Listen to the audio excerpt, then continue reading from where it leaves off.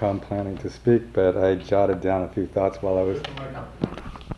I also wasn't planning to speak, but I jotted down a few thoughts while I was listening to other people, and it's an intimate group here. I know just about everyone here, so I feel like I'm not really giving a speech. We're really chatting amongst friends. So I just want to share some of my own thoughts and feelings, largely having them stimulated by what I've already heard from other people here. What's your name, by the way, Kenny? My name is Kenny Kaufman, and my address is P.O. Box 481.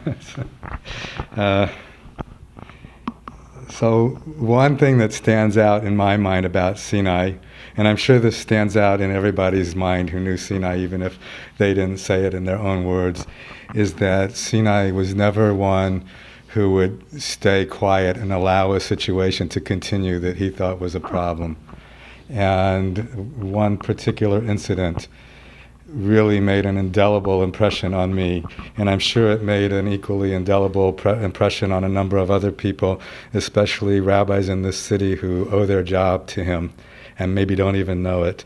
But I think it was the second, maybe the third year of Eula's existence, and they were facing some financial crisis, at least that's what they told us students, and the board was considering how many and which rabbis to let go of in order to keep the institution alive. And Sinai went around the whole yeshiva one by one and got every student together with him and demanded a hearing with the board leadership.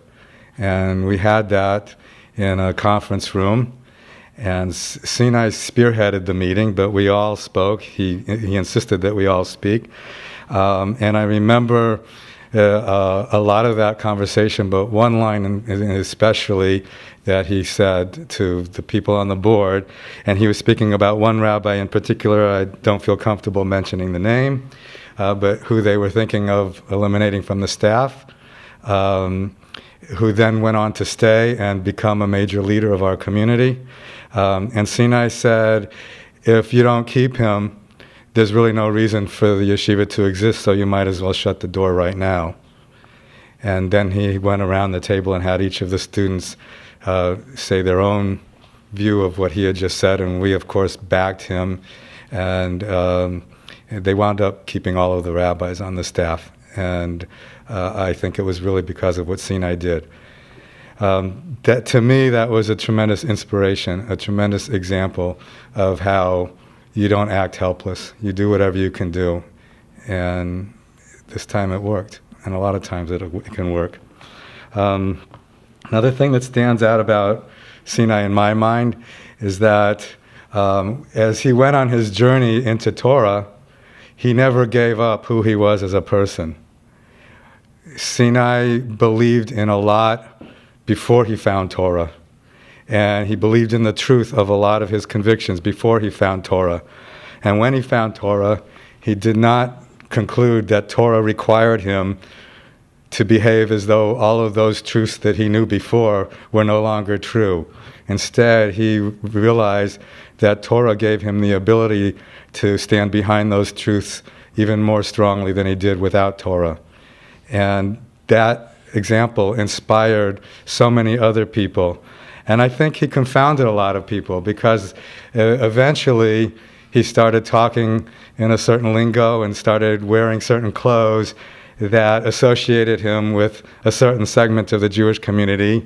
And he continued to have a personality and hold on to viewpoints that associated him with a different segment of the community. And it made it really hard for anybody to discount him, because it was hard for anybody to say he's not one of us, because he, in a way, was one of everybody.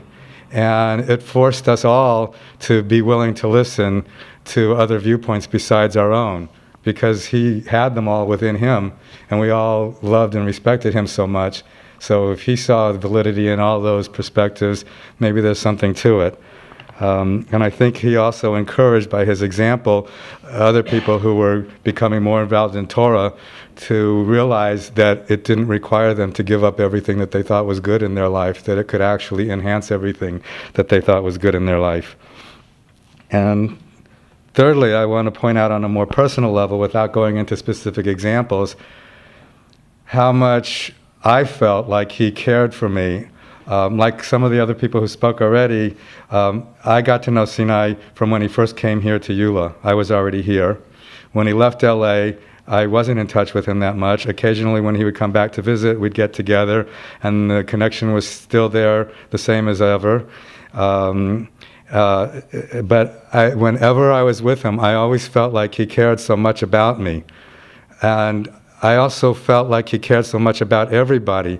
And it seemed almost paradoxical that here this person had the ability to, at the same time, make you feel like he cared about everybody in the world, and also make you feel like he cared about you so singularly and so specially. And it's a paradox, but he could give you that feeling both at the same time, that he cared about everybody and he cared about you. So it just occurred to me as I was sitting here thinking about these three examples and listening to the talks, that there's maybe a common thread that underlies all of these aspects. And that is, if Sinai was anything, Sinai was a seeker and a preacher of the truth. And because he was so adamantly focused on truth, he couldn't give up everything that he knew was meaningful from his past just because he found something new. And because he was so into the truth, so focused on the truth, he had to take the best of everything and adopt what he learned from all different walks of life. And because he cared so much about truth, he had to see the value in every individual person as well as the value in the whole society.